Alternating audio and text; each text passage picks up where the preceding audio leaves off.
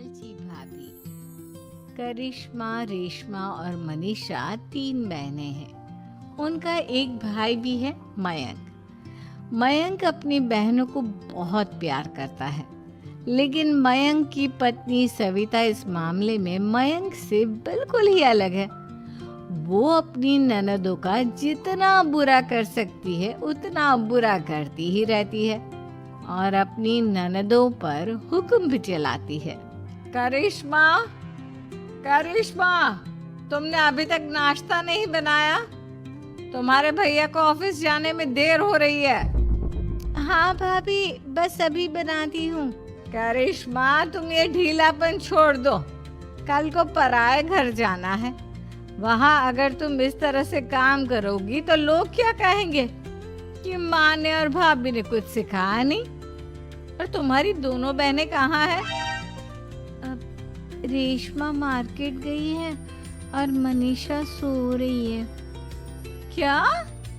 सुबह के 8 बज रहे हैं और ये महारानी अभी भी सो रही है? ये कहते हुए सविता अपनी सास दुर्गा देवी के पास जाती है। माँ जी, देख रही हो अपनी बेटियों के तौर तरीके? क्या हुआ बहू? सुबह सुबह क्या कर दिया मेरी बेटियों ने? अरे एक तो अभी अभी उठकर किचन में गई है, दूसरी सुबह सुबह बाहर चली गई और तीसरी अभी तक सो रही है। क्या करूं मैं इन तीनों का? मैं तो परेशान हो गई हूँ। जा जाकर उठा उसे और रेशमा से मैं बात करती हूँ। सविता सीधा मनीषा के कमरे में जाती है और उससे कहती है, महारानी जल्दी उठो, सूरज सर पर आ गया है। भाभी थोड़ी देर और सोने दो ना, मैं रात को लेट सोई थी। वो क्या है ना, यूनिट टेस्ट चल रहे हैं। शराफत से उठती है या नहीं, या फिर पानी की भरी बाल्टी डालूं तेरे ऊपर? नहीं नहीं भाभी, मुझे बिस्तर में नहीं नाना, उठती हूँ मैं। मनीषा जल्दी से उठकर बाथरूम में चली जाती है। सभी आराम से बैठकर नाश्ता कर रहे होते कि तभी रेशमा बाजार से हाथ में सामान लिए आ जाती है। रेशमा को देखते ही सविता उस पर बरस पड़ती है। लो, आ गई महारानी। ऐसा भी क्या सामान लाना था जो सुबह आंख मलते ही बाजार की तरफ रवाना हो गई? भाभी, कल आप ही तो चीख रही थी कि घर का सारा सामान मुझे ही लाना पड़ता है, घर में किसी को भी किसी काम से कोई लेना देना नहीं है। अब मैं बाजार जाकर सामान ले आई तो आपको इस बात से भी तकलीफ हो रही है? देख रही हो माँ जी, अपनी बेटी की जुबान कैंची से भी तेज चलती है। और मयंक, आप तो कुछ कहेंगे नहीं अपनी लाडली बहन को। रेशमा, अपनी भाभी से ऐसे बात नहीं करते। चलो माफी मांगो। भैया, मैं क्यों माफी मांगू? आप भाभी से बोलिए ना कि हम पर कम हुक्म चलाया करे। हम इस घर की बेटियां हैं और आपकी पत्नी की ननद है, नौकरानी नहीं। लो कर लो बात। इनकी भलाई के लिए कुछ भी बोलो तो इन्हें बुरा लग जाता है। इस घर में यही इज्जत है मेरी। देख लो माँ जी, आपकी बेटी किस लहजे में मुझसे बात कर रही है। सविता वहाँ से चली जाती है। मयंक को बहुत गुस्सा आता है, वो भी वहाँ से चला जाता है। फिर करिश्मा रेशमा को समझाती है। रेशमा, तुम्हें भाभी से माफी मांग लेनी चाहिए थी ना। लेकिन दीदी, मैंने कुछ किया ही नहीं, तो मैं माफी क्यों मांगू?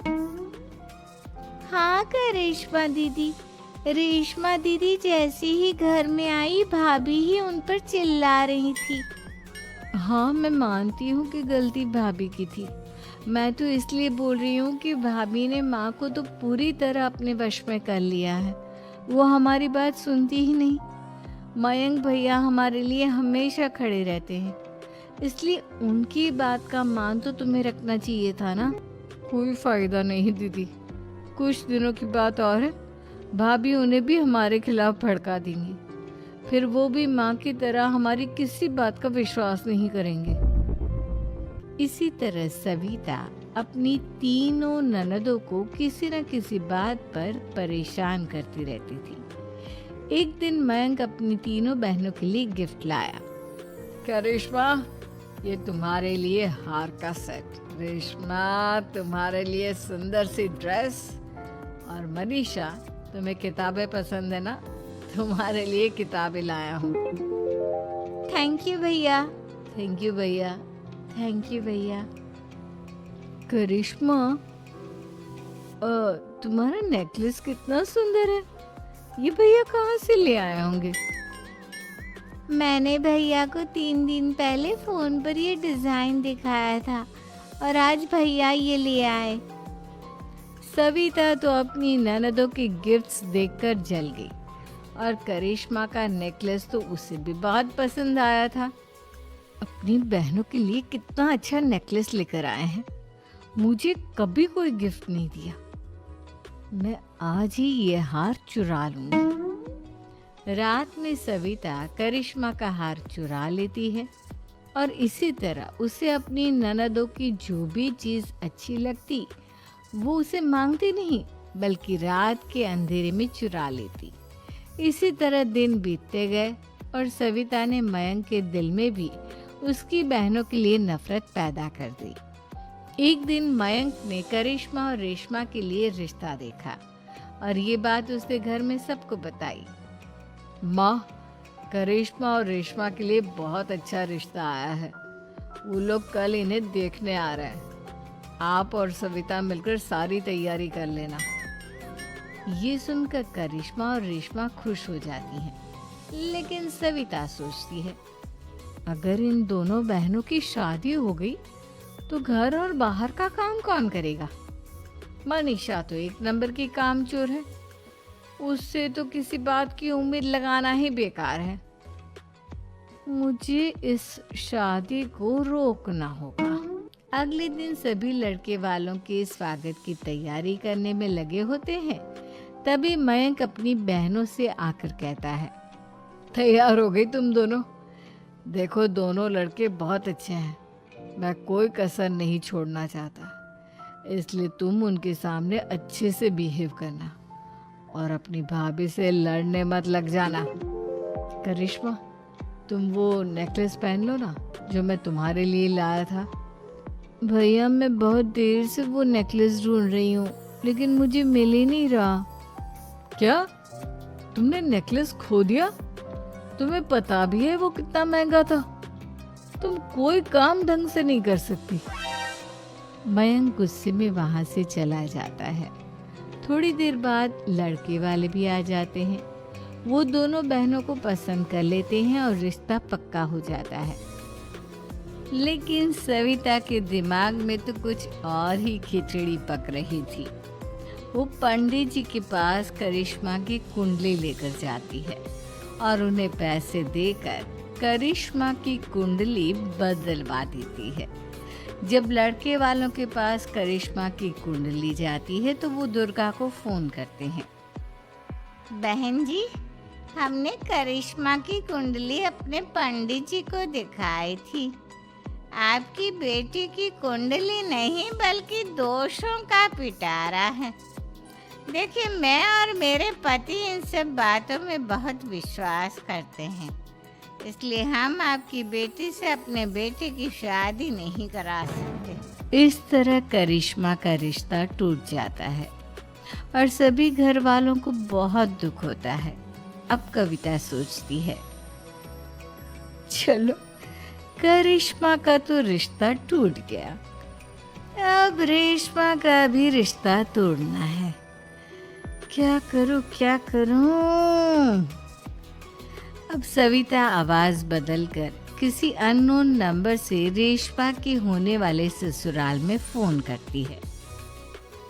हेलो, मैं कौन हूँ कौन नहीं ये आपके लिए जानना जरूरी नहीं। बस इतना सुन लो कि रेशमा का 2 साल से किसी के साथ अफेयर चल रहा है। बस रेशमा का रिश्ता तोड़वाने के लिए सविता का इतना कहना काफी था। अब रेशमा का भी रिश्ता टूट गया। मयंक और दुर्गा देवी ने रेशमा को खूब खरी खोटी सुनाई और उससे बार बार उस लड़के के बारे में पूछने लगी। आप दोनों मुझे क्यों परेशान कर रहे हो? अरे कोई लड़का होगा मेरी लाइफ में तो मैं बताऊंगी ना। जब कोई है ही नहीं तो कहाँ से लाऊं मैं कोई लड़का? तो तेरे होने वाले ससुराल वालों को फोन किसने किया था? माँ मैं नहीं जानती किसने फोन किया था, मैं सच कह रही हूँ। मैं तो पहले ही कह रही थी इसकी लगाम खींच कर रखो, लेकिन मेरी सुनता ही कौन है। आप चुप रहिए भाभी, ये सब आपका ही किया धरा है। अब तीनों बहनों को विश्वास हो जाता है कि ये सब उनकी भाभी ही कर रही है। तीनों बहनें अपनी भाभी को सबक सिखाने के लिए एक वकील कर लेती है और घर में हिस्सा मांग। देखो भैया, माँ बाप की जायदाद में जितना बेटों का हक होता है उतना ही बेटियों का, इसलिए इस घर के 4 हिस्से होंगे और हमें अपना हिस्सा चाहिए। मैंने तुम्हारे लिए क्या क्या नहीं किया और तुम इस घर में हिस्सा मांग रही हो? भैया, आप और माँ हम बहनों की कोई बात नहीं सुनते हो और भाभी हमारी शादी नहीं होने देगी क्योंकि उन्हें लगता है कि आप हमारी शादी में ज़्यादा पैसा लगाओगे और उन्हें हम जैसी फ्री की नौकरानी कहाँ मिलेगी। तो हम भाभी के साथ तो रह नहीं सकते, हम बहनों को अपना हिस्सा चाहिए। अरे तुम्हें शर्म आनी चाहिए अपनी भाभी पर ऐसा इल्जाम लगाते हुए। वो तुम्हारे बारे में कितना सोचती है। हाँ माँ, भाभी हमारे बारे में बहुत सोचती है। दिन रात बस यही सोचती रहती है कि किस तरह से अपनी तीनों ननदों को परेशान करूं और कभी मुझे पढ़ने भी नहीं देती। दोनों बहनों का रिश्ता भी तो इन्होंने ही तोड़वाया है और रात में हमारे कमरे में आकर हमारी चीजें भी चुराती हैं। इसी तरह सविता की तीनों ननदें अपनी बात पर अड़ी रही। अब कोर्ट में तारीख भी शुरू हो गई। जब सविता को लगा कि उसकी तीनों ननद इतनी आसानी से नहीं मानने वाली, तो उसने अपने पति और सास को सारी सच्चाई बता दी और अपनी तीनों ननद से माफी मांगी। मयंक और दुर्गा को भी अपनी गलती का एहसास हो गया। अब सविता खुद करिश्मा और रेशमा के लिए अच्छा रिश्ता ढूंढती है और उनकी